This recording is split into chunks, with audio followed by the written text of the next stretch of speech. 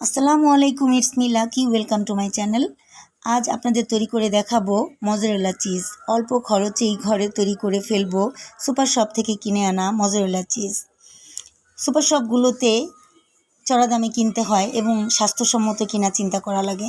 আমি 2 কেজি দুধ নিয়ে নিলাম, ছেঁকে কুমকুম গরম করে নিলাম যেন হাতে সয় এরকম একটা অবস্থা থাকবে। আধা কাপ ভিনেগার ঢেলে দিলাম এবং একটু ওয়েট করে আস্তে আস্তে নাড়তে থাকবো। খুব দ্রুত নাড়া যাবে না এবং দুধটা বেশি গরম করা যাবে না। বেশি গরম দুধে ভিনেগার দিলে ছানা হয়ে যাবে, চিজ হবে না। আমি আরও আধা কাপ ভিনেগার নিয়ে নিলাম এবং আস্তে আস্তে করে দেব এবং আস্তে আস্তে করে নাড়তে থাকবো। একবারে সবগুলো ভিনেগার দিয়ে দেওয়া যাবে না। আস্তে আস্তে নাড়তে নাড়তে দেখা যাবে দুধটা জমে আসছে, এটাই কিন্তু চিজ জমে যাচ্ছে। এই চিজটা আস্তে আস্তে নাড়তে থাকবো, আরও কিছুক্ষণ জমবে এবং অল্প অল্প করে ভিনেগার দিতে থাকবো। আমার 1 কাপ ভিনেগার লেগেছে। আস্তে আস্তে করে নাড়ব এবং জমা অংশটা ঘুরিয়ে ঘুরিয়ে মিলিয়ে নিব। জমে যাওয়া চিজটা তুলে ফেললাম।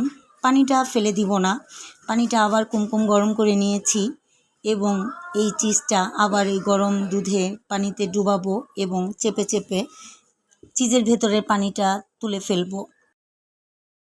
একটা স্টিকি ভাব চলে আসবে, এরকম বারবার করা লাগবে, অনেকবার করা লাগবে, একটু সময় নিয়ে করতে হবে, ধৈর্য হারালে চলবে না। বারবার ডোবাবো এবং বারবার তুলবো, আবার চেপে চেপে চিজ থেকে পানিটা বের করে দিব। যতক্ষণ পানি বের হয় ততক্ষণ এই কাজটা করা লাগবে। বারবার ডোবাতে হবে, আবার বারবার তুলতে হবে। এরকম করে চেপে চেপে জমে থাকা পানিটা তুলে ফেলতে হবে।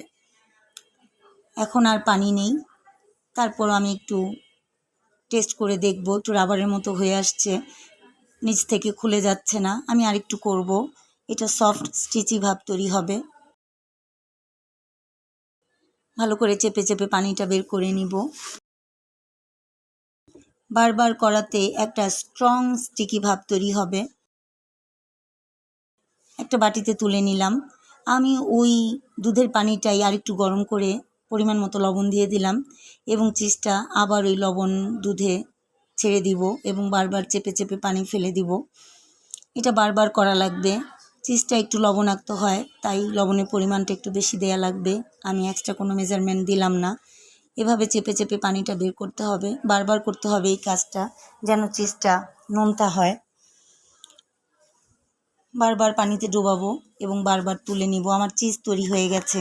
এবার একটি র্যাপিং পেপারে চেপে বাতাস বের করে নিব এবং ডিপ ফ্রিজে রেখে দিব 3-4 ঘন্টা।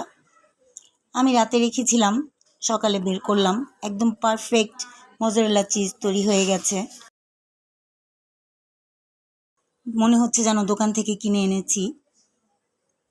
গ্রেট করে দেখাচ্ছি। সুপার শপ থেকে কিনে আনা মজারেলা চিজের মতো কিন্তু একদম ঝরঝরে হয়েছে, একদম স্টিকি ভাব নাই। এবার স্লাইস করে দেখাবো। বন্ধুরা, আপনার রেসিপিটা একবার অবশ্যই ট্রাই করবেন এবং কেমন লাগলো কমেন্টে জানাবেন।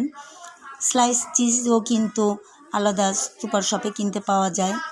আমি ঘরে যেটা বানালাম এটাতেও স্লাইস করে নিলাম। এক্সট্রা স্লাইস চিজ কিনতে হবে না এবং টেস্টেরও কোনো পরিবর্তন হবে না। ভালো লাগলে লাইক, কমেন্ট, সাবস্ক্রাইব করে পাশে থাকবেন। একটু মেল্ট করে দেখাচ্ছি। পিৎজা, বার্গার, স্যান্ডউইচ যেটাই বানান না কেন সুন্দর করে মেল্ট হয়ে যাবে এবং দুধের পানিটা ফেলে দিব না।